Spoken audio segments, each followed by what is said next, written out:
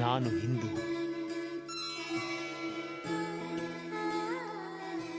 ನಮ್ಮ ಸಂಸ್ಕೃತಿ ನಮ್ಮ ಹೆಮ್ಮೆ.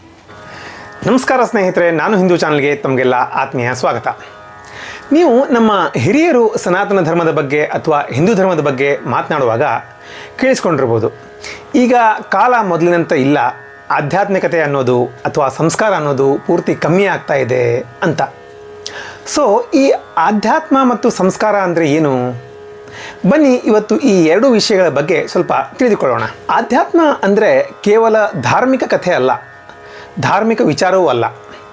ಆಧ್ಯಾತ್ಮ ಅಂದರೆ ವರಿಷ್ಠರ ಬಗ್ಗೆ ಆದರ ಭಾವ ತೋರೋದು. ಆಧ್ಯಾತ್ಮ ಅಂದರೆ ಕನಿಷ್ಠರ ಬಗ್ಗೆ ಕರುಣಾಭಾವ ತೋರೋದು. ಆಧ್ಯಾತ್ಮ ಅಂದರೆ ನಮ್ಮಿಂದ ಇತರರಿಗೆ ತೊಂದರೆ ಆಗುವುದು ಬೇಡ ಅಂತ ಅನ್ನೋದು.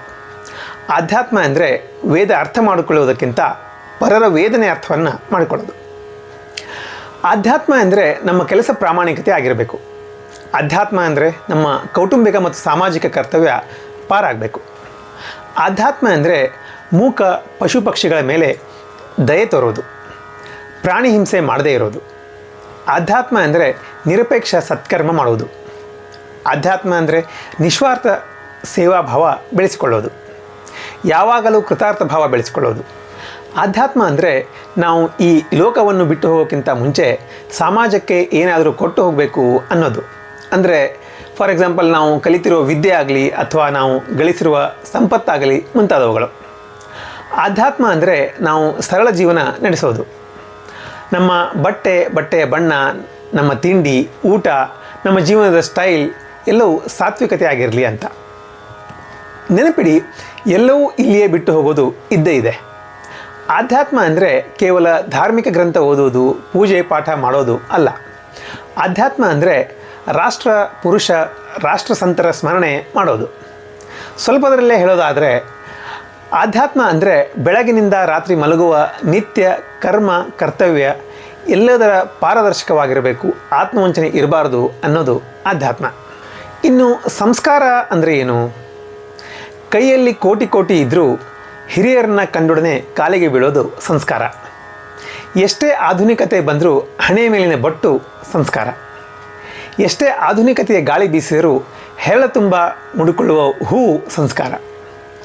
ಡಿಗ್ರಿ ಮೇಲೆ ಡಿಗ್ರಿ ಪಡೆದರೂ ಗುರು ಕಂಡೊಡನೆ ತೋರಿಸುವ ಭಯ ಭಕ್ತಿ ಇದೆಯಲ್ಲ, ಅದು ಸಂಸ್ಕಾರ.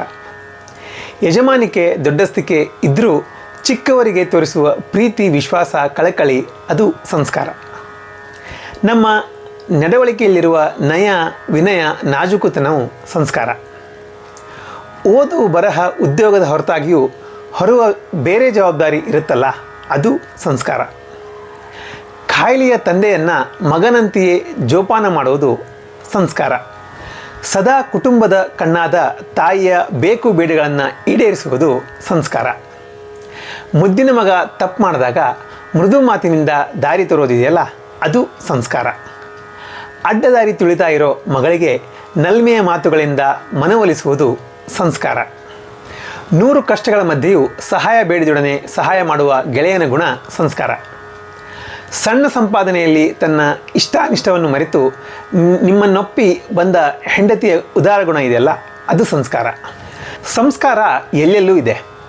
ಅಂಗಳದ ರಂಗೋಲಿಯಲ್ಲಿ, ದೇವರ ಮುಂದೆ ಇರುವ ದೀಪದಲ್ಲಿ, ಅಡುಗೆಯಾದೊಡನೆ ಬರುವ ಆ ಘಮಘಮ ವಾಸನೆಯಲ್ಲಿ, ಗೋಡೆಯ ಮೇಲೆ ಇರುವ ಕಲೆಯ ಚಿತ್ತಾರದಲ್ಲಿ, ತುಳಸಿ ಕಟ್ಟೆ ಮುಂದೆ ಕೈ ಮುಗುವ ಕೈಗಳಲ್ಲಿ, ತಟ್ಟೆ ಮುಂದೆ ಕೂತಾಗ ಬಡಿಸುವವರ ಕೈಯಲ್ಲಿ, ಹುಷಾರಿಲ್ಲದೆ ಮಲಗಿದಾಗ ಏನಾಯಿತು ಎಂದು ಮರಗುವವರ ಮನದಲ್ಲಿ, ನಮ್ಮ ನಡವಳಿಕೆ ಗುಣ ನಡತೆ ಎಲ್ಲದರಲ್ಲೂ ಸಂಸ್ಕಾರ ಅಡಗಿದೆ. ಸ್ನೇಹಿತರೆ, ನಮ್ಮ ಸನಾತನ ಧರ್ಮ ಸಂಸ್ಕಾರದಿಂದ ಕೂಡಿದ ಧರ್ಮವಾಗಿದ್ದು ಅದನ್ನು ನಾವು ನಮ್ಮ ಮಕ್ಕಳಿಗೆ ತಿಳಿ ಹೇಳಬೇಕಾಗಿದೆ ಮತ್ತು ಅಷ್ಟೇ ಅಲ್ಲದೆ ಅದನ್ನು ಮುಂದುವರಿಸಿಕೊಂಡು ಹೋಗಬೇಕಾಗಿದೆ. ನಾವು ಎಷ್ಟೇ ದೊಡ್ಡವರಾದರೂ, ಎಷ್ಟೇ ಶ್ರೀಮಂತರಾದರೂ, ಎಷ್ಟೇ ದೊಡ್ಡ ಅಧಿಕಾರದಲ್ಲಿದ್ದರೂ ನಾವು ನಮ್ಮ ಸಂಸ್ಕಾರವನ್ನು ಬಿಡೋದು ಬೇಡ. ಸ್ನೇಹಿತರೆ, ಈ ನನ್ನ ಚಾನಲ್ನಲ್ಲಿ ಸನಾತನ ಧರ್ಮದ ಬಗ್ಗೆ ಅಥವಾ ಹಿಂದೂ ಧರ್ಮದ ಬಗ್ಗೆ ಜಾಗೃತಿ ಮೂಡಿಸುವ ವಿಡಿಯೋಗಳು, ಶ್ಲೋಕಗಳು ಮತ್ತು ಅದರ ಅರ್ಥಗಳು, ಹಿಂದೂ ಧರ್ಮದಲ್ಲಿ ಆಗಿ ಹೋದ ಸಂತರು ಮತ್ತು ಮಹಾತ್ಮರು, ತೀರ್ಥಕ್ಷೇತ್ರಗಳು, ಇದೆಲ್ಲದರ ಬಗ್ಗೆ ನೀವು ವಿಡಿಯೋಗಳನ್ನು ಕಾಣಬಹುದು. ನೀವೇನಾದರೂ ನನ್ನ ಚಾನಲ್ಗೆ ಮೊದಲೇ ಬಾರಿ ನೋಡ್ತಾ ಇದ್ರಿ ಅಂದರೆ ನನ್ನ ಚಾನಲ್ನ ಸಬ್ಸ್ಕ್ರೈಬ್ ಮಾಡಿ ಮತ್ತು ನಿಮ್ಮ ಆಶೀರ್ವಾದ ಮಾಡಿ. ನೀವು ಸಬ್ಸ್ಕ್ರೈಬ್ ಮಾಡೋದ್ರಿಂದ ನಿಮಗೆ ಯಾವುದೇ ತರಹದ ದುಡ್ಡು ತಗಲೋದಿಲ್ಲ, ಆದರೆ ಅದು ನನಗೆ ತುಂಬ ಪ್ರೋತ್ಸಾಹ ನೀಡಿದಂತಾಗುತ್ತೆ. ನಿಮಗೆ ಈ ವಿಡಿಯೋ ಇಷ್ಟ ಆಗಿತ್ತು ಅಂತಂದರೆ ಒಂದು ಲೈಕ್ ಮಾಡಿ ಮತ್ತು ಈ ವಿಡಿಯೋನ ನಿಮ್ಮ ಸ್ನೇಹಿತರಿಗೆ, ಬಂಧು ಬಳಗದವರಿಗೆ ಎಲ್ಲರಿಗೂ ಶೇರ್ ಮಾಡಿ. ಮುಂದಿನ ವಿಡಿಯೋದಲ್ಲಿ ಮತ್ತೆ ಸಿಗ್ತೀನಿ. ನಿಮ್ಮ ಮನೋಜ್ ಶಾಸ್ತ್ರಿ. ಧರ್ಮೋ ರಕ್ಷತಿ ರಕ್ಷಿತ. ನಮ್ಮ ಸಂಸ್ಕೃತಿ ನಮ್ಮ ಹೆಮ್ಮೆ, ಅದನ್ನು ಬೆಳೆಸೋಣ, ಅದನ್ನು ಉಳಿಸೋಣ.